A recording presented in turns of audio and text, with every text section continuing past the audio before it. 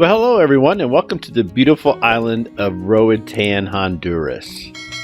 Me and a good friend Kevin, we flew out of Fort Wayne with another group of people at Deep Blue Dive Center there. Now, one thing you might find strange, guys, when you land in Roatan there, it's not the typical airport you're used to pulling up to the terminal in. You actually get out of these big planes and you walk on the tarmac up to the terminal. Something else that you might not be used to is it's extremely warm there, hot, and it's very, very crowded, as you can see. Transportation is also another adventure in this country, guys. You can see how they get the luggage all kind of stacked up there, and I was actually holding the one up with my foot. I was propping it up to make sure it didn't fall on me. It was about a half-hour trip. The airport's on one end of the island, and the resort we're staying in, which was the Mayan Princess Beach and Dive Resort, was clear on the other side of the island. We're just going to take kind of a quick tour around the resort here, but I did do a full tour of this resort, and if you'd like to check that out, I'll have the link for it when it comes out in the upper right-hand corner here if you'd like to check that out. This is one of the many places to eat here, guys. You can stop and get a burger or fries. They have popcorn, they have pizza, and they do have a price up on the menu board, but we had the all-inclusive package, so this was all free for us. The beach has to be one of my favorites I've ever been on. Guys, right there is our dive boats right straight out in front of us, and that's where we got on the boats every morning. Couldn't ask for a nicer place. Speaking of diving, this place had a fully operational dive center right on the premises, and it's called Mayan Divers. They kind of made sure we had tanks on the boats every morning, and as you can see, there's so many dive sites around this island. Guys, we didn't hit even half of them on this trip. Speaking of diving, let's get to it. We did do 3 dives a day for 5 days, plus we had a night dive, and we had a dive with sharks, which I can't wait to show you that footage, and it's going to be a good one in here. But we had a short walk every morning, as you can see, down to the beach where the boats were at, and some of my favorite time is in the water, and that's what we're getting ready to do now. These boats and their crew were amazing. I'm telling you what, you didn't want for anything. You would just kind of walk right up off the end of the boat there. They already had all your equipment loaded, ready to go. They had snacks, they had water, anything you could think of to enjoy a day at sea. And man, did I miss this view right now. Look how blue that water is. You just don't see that back here in Indiana, guys. Y'all suppose if I close my eyes and click my fins 3 times, I'll be back there? I will tell you, as much as I love being underwater here, the GoPros are just not built for this. So it's not going to capture the full colors that we experience while we're down there. But I think if I leave the sound on, you'll at least kind of experience what we hear while we're down there. Otherwise, take into consideration that some of these colors have been muted, but it's still beautiful nonetheless.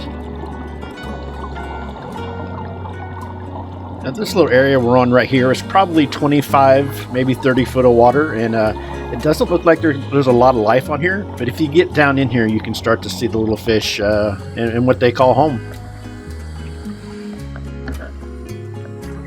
When you have your gear set up just right, it's almost like a feeling of weightlessness or like flying in a whole nother environment. This is like, for instance, right here, we're on a ledge and we're just kind of hovering over a drop, which is maybe 100 feet deep right below us.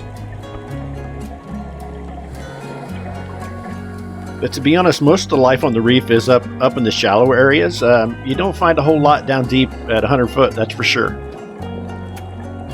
Although sometimes you do get a surprise from down below, like TBT or Tiny Bubbles Tickle.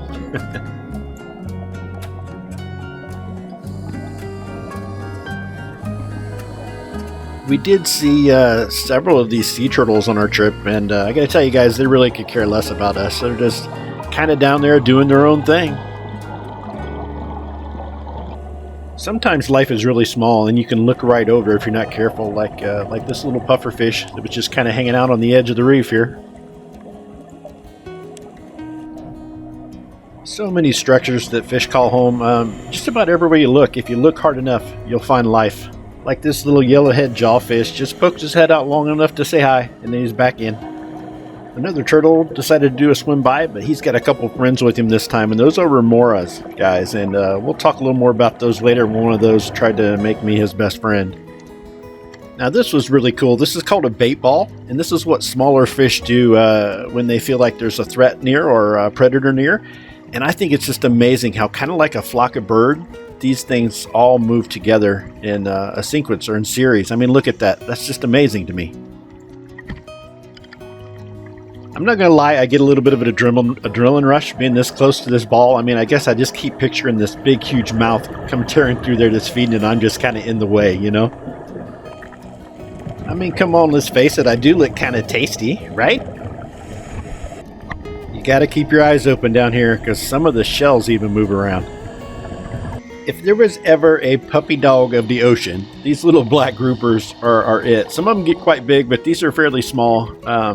But like this one, he came right up, guys. He let me touch him, almost like would let me pet him. It was unreal. And I'll tell you what, these little puffer fish are just absolutely adorable. Tell me that does not look like he's smiling. And he's just so cute, right? You just want to reach out and grab him, but I do not recommend that one. This sea turtle came in just a little bit closer. Guys, I want you to look at his shell. Look at those jagged edges on the back of that. I guess I didn't realize they were like that until I saw him in the wild. And here he is making his run. Now, these guys have to breathe air, so they can stay underwater for a while, but they have to go up eventually and take a breath, just like us. The next part of this video was a first for me. We went on a night dive while we were out there, and just kind of get an idea of how black the ocean is with no sunlight. Just take a look around. You can see all the people with flashlights. Now, these sea urchins are everywhere at night. You really got to watch where you're at. You don't want your leg to rub against it or your elbow to jab into one, but these things at night, they come out and are all over the reef. You really got to keep your eyes open. Now here I distanced myself a little bit from the group, guys. I wanted to feel what it was like to be in the blackness of the ocean, somewhat alone. So those guys are kind of far off, and I just kind of turned around and looked, and it's not a great feeling, let me tell you what. But you know what was a great feeling? Coming back and finding this little octopus waiting on me. I'm sure a lot of these creatures are out during the day, but at nighttime they really seem to come out. I think that's the time they hunt, like this eel. I mean, he was just slithering all over the place down there. Like these little needlefish here, I can't remember ever seeing one of those in the day. Okay, so I couldn't help myself. I swam off again out to the blackness of the ocean. I turned off that flashlight to see what the difference was between darkness, no light on, and swim with my friends with all lights on. So as you can see, there's a huge difference. I don't know, do you feel safe one over the other? You decide, let me know. Now, we were told when we surfaced at night, when we come up to get on the boat, to leave our lights off. Evidently, jellyfish are attracted to those lights, and you don't want them coming over and stinging you, but so they ask you to leave those lights off when you come to the boat. Now, like I said earlier, this video is more about the dives than it is a resort, but I did want to point out that we were able to get together with everybody at night and tell our stories and have some amazing food, and it wouldn't have been the great trip it was without Deep Blue Divers and the camaraderie that we had. The entertainment at night, those walks on the beach and watching the sun go down, you know, as well as those drinks in the pool, those strong drinks in the pool, all that, plus being able to share that with my buddy Kevin on this dive, made it an amazing experience. Now, Kevin's not just one of my best friends, he's also my dive buddy, right? That means he is supposed to make sure I'm safe and taken care of while we're in the ocean. We have to watch each other's backs, so I'm not sure where he was at night, but he definitely was here with me during this shark dive. And I've got to give a big thank you to Brandon, who shot all this underwater shark footage. They would not let me take my GoPro on this trip. They said something about the GoPro sends out some kind of signal that causes these sharks to attack. So I was more than happy to leave that back on the boat, and I wanted to say thank you to Brandon for letting me use his footage in this video. These creatures are absolutely amazing. These are some black-tip sharks, and some of them were 6 to 8 foot. Some of them were quite small, but most of them were 6 to 8 foot. And they attract them by using that bucket right there. I don't know if you can see that, but inside of there is food. They could really care less about us, guys. They're looking for that food. Now, don't get me wrong. Sometimes they would get in really close. Sometimes they would rub up against you, which gives you kind of an eerie feeling. But for the most part, as long as you kept your arms and legs in, you were pretty safe. Now, once they opened that bucket of food, a frenzy began. As you can see here, they just were diving in, tearing that bucket to shreds, and getting as much of that food as they could. Now, guys, they do feed these sharks maybe once, twice a day on these excursions that we go out and do. But for the most part, they're there for that bucket, and they could care less about us. So I imagine they know that's where their food is. But with that being said, I do not want to be anywhere near that bucket. I think they don't care whether it's a chicken leg or my leg. If it gets in front of their mouth, they're gonna bite down on it. So I'll keep my distance. Thank you.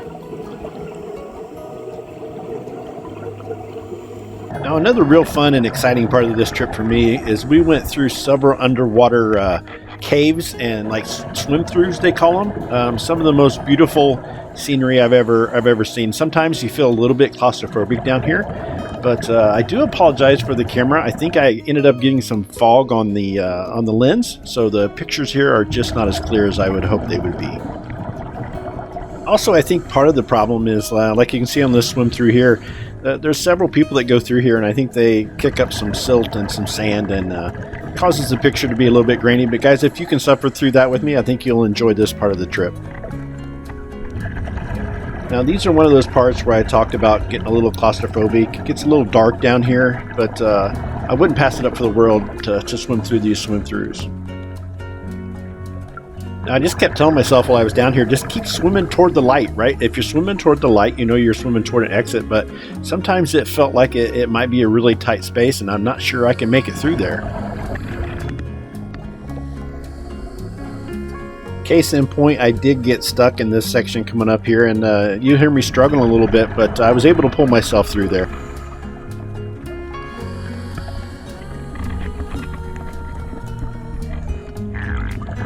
But it's oh so worth it when you can look up and get a view like this.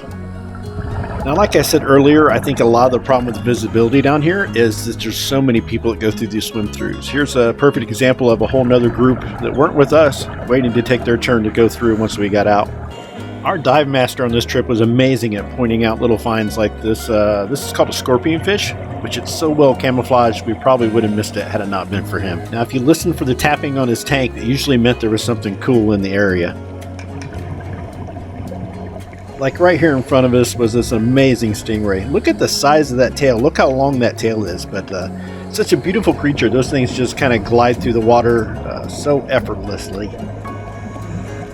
Now, this was something that was very personal for me and very awesome. These fish are called blue tangs, I believe is what they're called. But they let me come in and be part of the school. Let me swim right along with them, kind of see what it felt like to be part of their world for a minute. And it's something I'll never forget. I was very appreciative of the moment.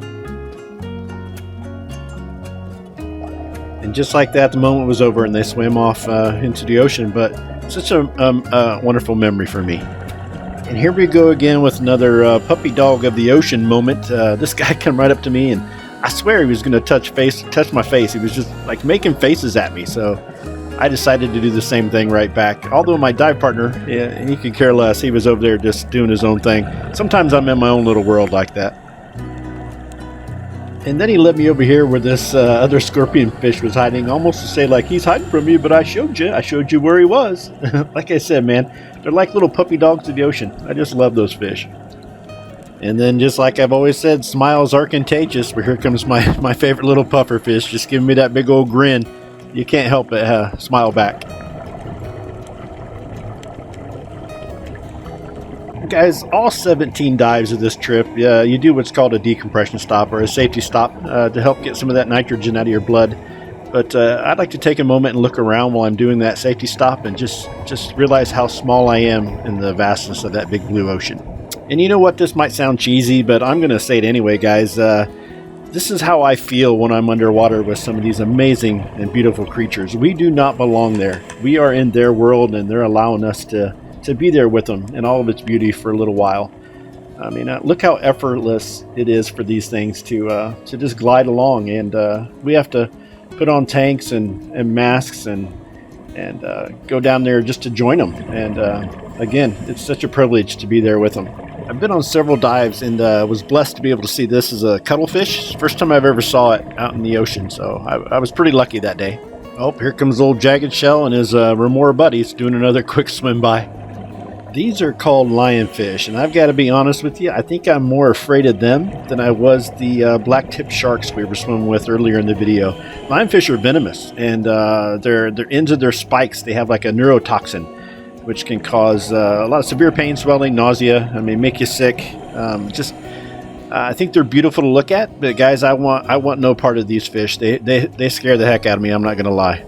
Now, these curious little lobsters, on the other hand, I think they're just adorable. Like they look like big shrimp. So this little fella actually reaches out and touches me here in just a second. Now here's my little remora friend I was talking about earlier. Everybody said he kept trying to attach himself to my tank, which of course I couldn't see. He was behind me, but sorry little fella, but I got to go home. You don't want to attach yourself to me. Speaking of going home, there's just that last time you're getting out of the water on your last dive of the trip.